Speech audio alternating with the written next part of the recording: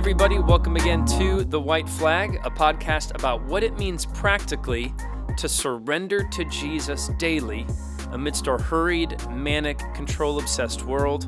I'm your host, Jonathan Moynihan, stationed right here in Baltimore, Maryland, and together now, this is the 20th episode. We're all about one thing, drawing out the courage within you to protest the pace and volume of our digital age and find rest and joy and delight by simply being with Jesus and learning what does it mean to constantly surrender to Him. And we do all this because, as we've discovered and discussed, the real strength of our faith comes when we surrender to Jesus. And that's why we called it the show this, this idea that the one symbol that could represent what following God faithfully in our 21st century context looks like, there may be no better image than the white flag, the universal global sign of surrender. As always, if you're new to the show, I would love to hear from you. I'd love to learn how you heard about the show, what God is doing in your life, and how maybe these ancient practices of surrender are impacting your faith.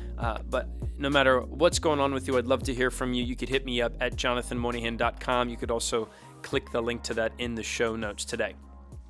But today, I am going in on something that is near and dear to my heart because for the early part of my professional career and my studies in college, I was a part of what I'd call the journalism multimedia industrial complex.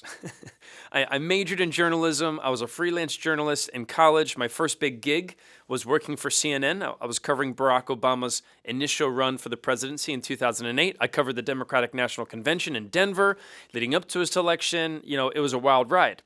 And then after that, I moved around a bit. I covered everything from politics, local politics, state education, local crime. I even had to do some weather. Don't ask about it. It's embarrassing. I'm sure somebody will blow me up about that later. The footage is still on the internet, unfortunately. I don't know how to take it down. But the news has always been a big part of my life, and I'm going to go in about the news today. Over the years, I found myself not so much a consumer of news as much as I've become someone who loves reading the news about the news. I used to even keep in touch with this guy, Brian Stelter, who is now some bigwig for CNN, and he has a show called Reliable Sources. But I used to know him like 10, 11, 12 years ago. We had a mutual friend because Brian did his journalism education at Towson. And so I knew of him and would email him from time to time. But Brian used to have a website that got him famous where he would report news about the news. And he was so good at sourcing and reporting that it got to the point where anchors would find out they were going to lose their show from Brian's website. So I was always early on in my career fascinated about news about the news, if that makes sense. But I say all this because I've studied the news. I've learned how to produce news. I consume the news. I consume even more news about the news industry. And I've covered lighthearted, hyper-local community stories. I've been in the belly of the beast in the largest international news agency in the world at its premier keystone political coverage of the Democratic National Convention. I've seen a lot of it. And I say all that to then say to you now, the news is bad for you. The news is bad for you. Now listen, before you write me off, I'm not saying that you should bury your head in the sand and ignore the problems of the world and create a secret commune in the woods of western Pennsylvania like the Village. I'm not telling you to do that. That's not the call of Jesus. That's not what we see in Scripture. We're called to be engaged people of our nation while living primarily as citizens of heaven. I've talked a lot about that. But right now, especially in this moment in 2021, coming out of 2020, still navigating the COVID-19 pandemic, let's just call it like, I'm just going to call it like I see it. Our culture has been collectively chugging the 24-hour cable news Kool-Aid, and we've been all too happy to do so. And what it's causing is resentment and anxiety and restlessness and apathy and disassociation and the erosion of empathy toward our fellow man and woman. And all of this has been happening as we've increased the amount of isolation that we're in and then increased the amount of digital media we're consuming, specifically the 24-hour news network. And back in the day, when there were these famous anchors like Walter Cronkite or Edward R. Murrow, back when the news was, maybe 1, maybe 2 hours a day on TV, the thing is, back then, there was an end to the news. The news was something that brought perspective to the world, but it was not the primary lens in which you viewed the world. But if you flash forward to today, the news and the media companies of our time are the primary worldview shapers of our digital age. I mean, the news today is not something that brings perspective to your life. It's something that really defines your worldview. I mean, I've experienced this as I've pastored people, family gatherings, Thanksgiving tables, church small groups, group text threads. All of them are now more polarized. All of them are all more ramped up. People are now walking on eggshells more socially, in large part because people are constantly being conditioned as daily disciples of our multimedia industrial complex. And I went over some of this in a sermon not too long ago. So if you go to Mosaic or follow our sermons at Mosaic, some of this might be redundant. But John Mark Comer, a pastor out in Portland, I really respect and admire. He originally kind of highlighted these things in a sermon he did a couple years ago. But it's just too good to not bring up in our conversation here. But he highlighted that, when you think about the news and all this news and all this stuff, there are 3 social paradigms right now that dramatically shape how we process the news and our environments. The first reality comes from this guy named Buckminster Fuller, which I'm not making it up. He's got an incredible name. But he developed what's known as the knowledge of doubling curve. And he points out that basically all the information that could be known in the world right now is doubling every 12 to 13 hours. Now, back in Jesus' day, it took about 1,500 years for the amount of all the info in the world to double. But right now, because of the pace of our world and the amount of information out there, the amount of info in the world is doubling every 12 to 13 hours, meaning it takes less than sunrise to sunset for the amount of info to double. And back in Jesus' day, that would have taken at least 15 lifetimes. So that's social paradigm number 1, that we have more information to be known than ever before. Now, the second social paradigm is that because there's more information out there than ever, we are more overwhelmed by all this information than ever. A Pulitzer Prize-winning journalist named Thomas Friedman highlights that our technology and information is increasing faster than our human capacity to process it. And that's producing a culture that is chronically behind the curve, where we live with low-level anxiety that is now the new normal. We are obsessed with FOMO. We want to be informed. We want to know all the right things. We want to have the right position on all the right things. And it's creating this numbing, buzzing anxiety that seems to follow us everywhere, as there's never a time where we know everything. We're always constantly behind the curve. So there's more info in the world than ever. We are overwhelmed by all of that information. And then lastly, Neil Postman is a commentator from NYU who coined this phrase, information to action ratio. And he basically says that the tie between information and action has been severed, because information has become a commodity that can be bought and sold. Information can be worn like a garment to enhance your own status. He says, quote, "We are glutted with information, drowning in it. We have no control over it, and we don't know what to do with it." And if you just get honest with me for a second, like if I was just scrolling on my phone a couple minutes before recording, and if I scroll on Instagram, all within 30 seconds, I'll see a recipe for buffalo chicken dip. I'll see footage of like a mother clinging to her child in the middle of the flood in New Orleans. I'll see the top 10 sleeper picks from my fantasy football draft. I'll see an ad for like manscaping or something. I'll see a headline about a shooting in my city, and then I'll see 2 people screaming at each other on a major news network about what to do with COVID and all the COVID numbers out there. And I see all of that within 30 seconds. And if you're like me, sometimes you'll see a headline that genuinely moves you to the point where you actually put your phone down and you look off into the distance and you think for 15 seconds, wow, that is so compelling, or that is so heartbreaking. And then sure enough, 15 seconds later, you're back on your phone scrolling again. And it's because social reality number 3, we are used to hearing information now and doing nothing about it. We have more information to be known than ever before. We are overwhelmed by all this information, and we are used to hearing information now and doing nothing about it. And all of this is going on as this 24-hour news cycle keeps running at full tilt. And what this means to me is, despite all the low-level anxiety that this news media creates, all the restlessness, even all the hostility that it produces between people, perhaps the worst thing that the news is doing to us right now is it makes us apathetic to the world around us. I mean, back in the day, if your neighbor's house caught fire, you wouldn't go online. Let's say 80 years ago, you wouldn't go online and tweet #no more house fires.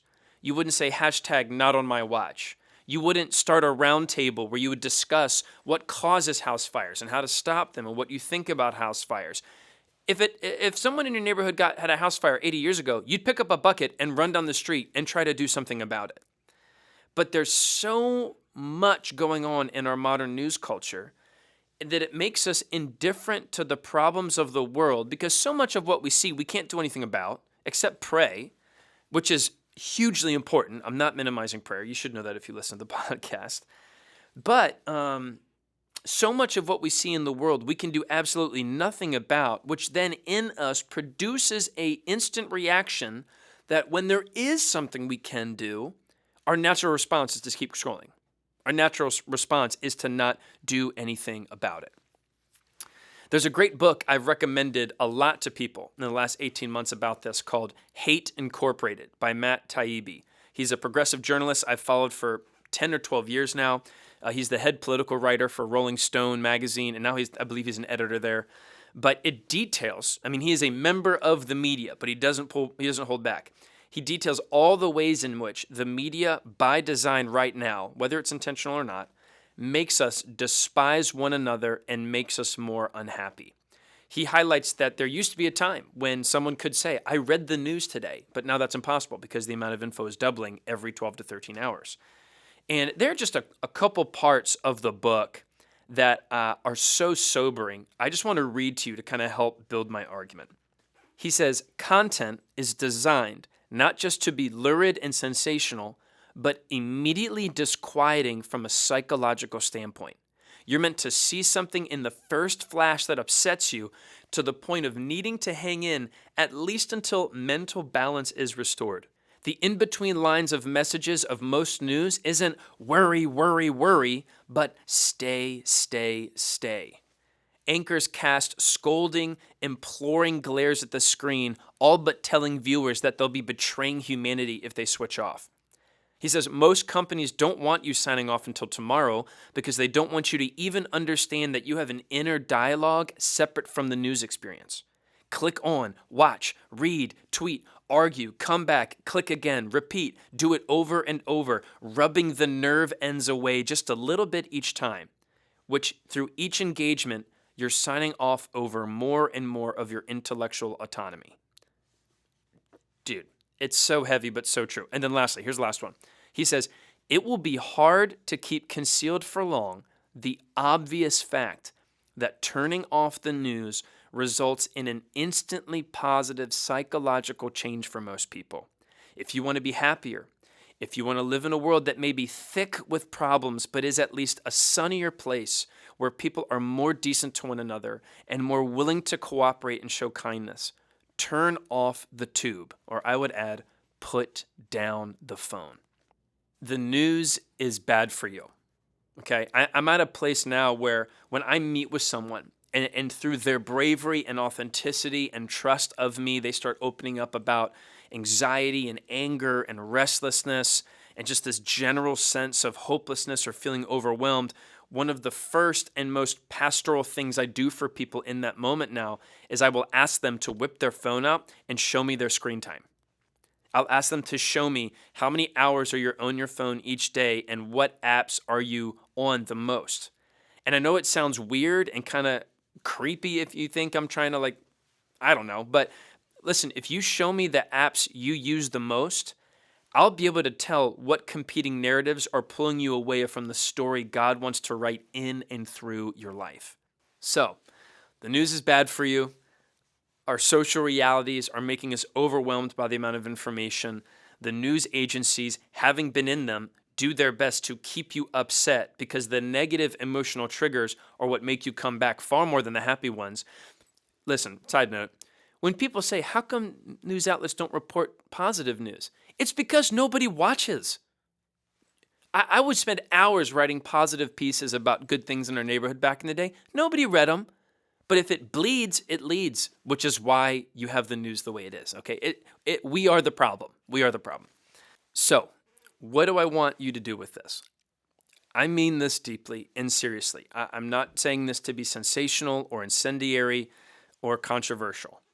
But I think one of the most profound ways that you can surrender to Jesus in our present day is to limit your news intake.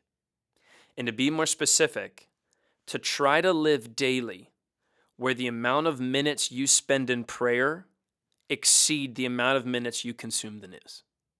I believe this is completely possible. It is definitely doable.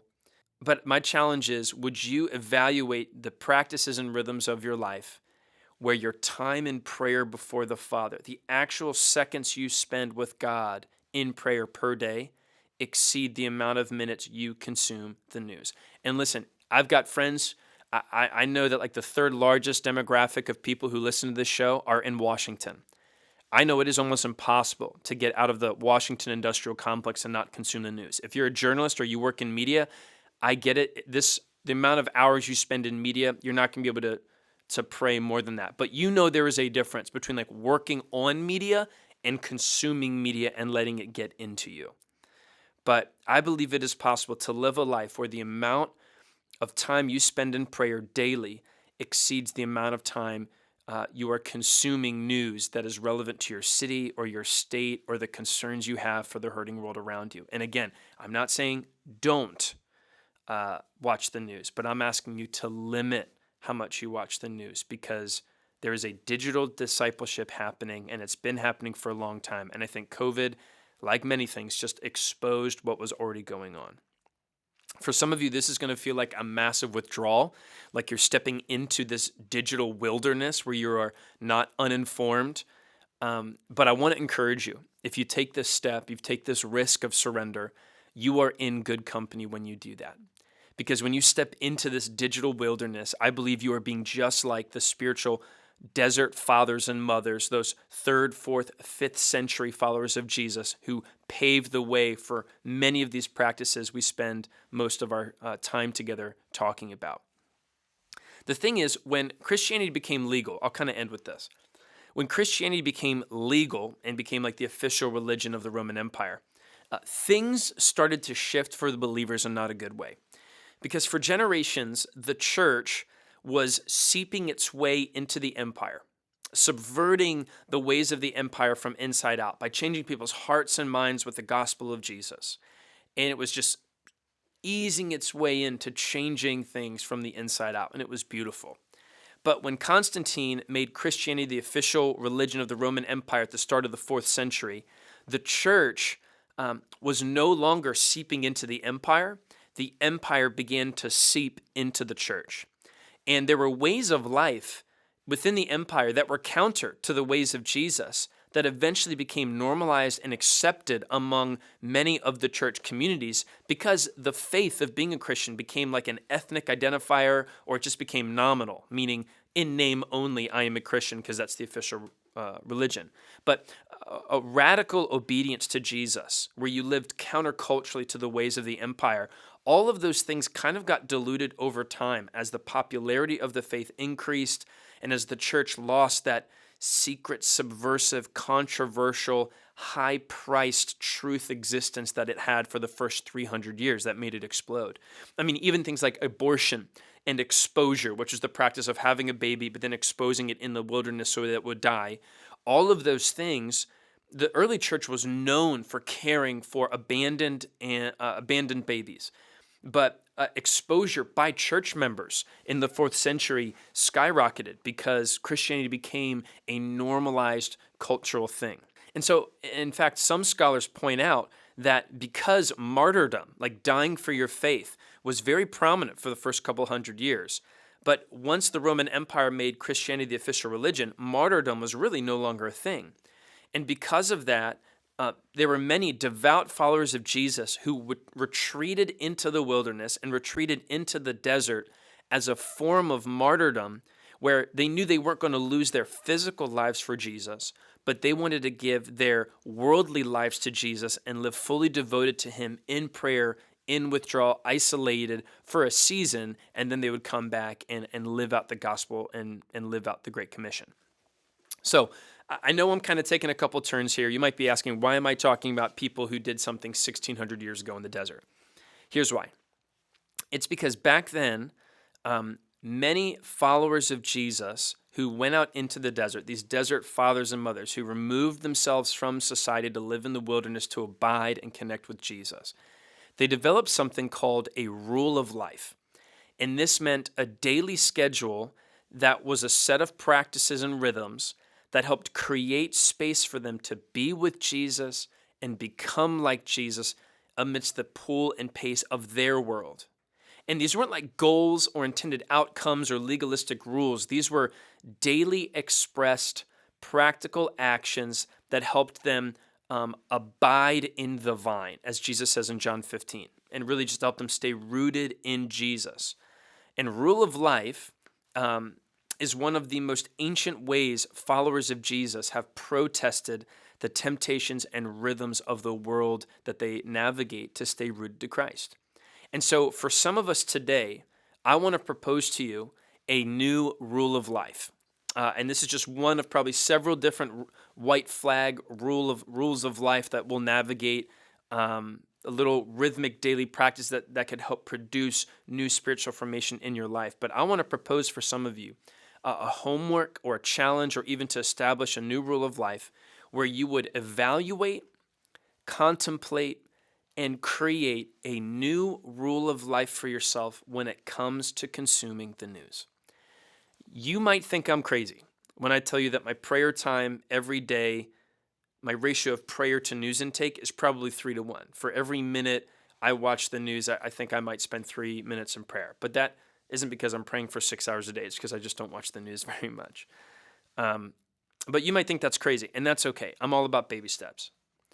But how might in this moment God be calling you to quiet the noise within your spirit, to resist the temptation to constantly be informed in every single thing, to even ask God, help expose where am I actually placing my identity in the fact that I know a lot about the world and I know what's going on?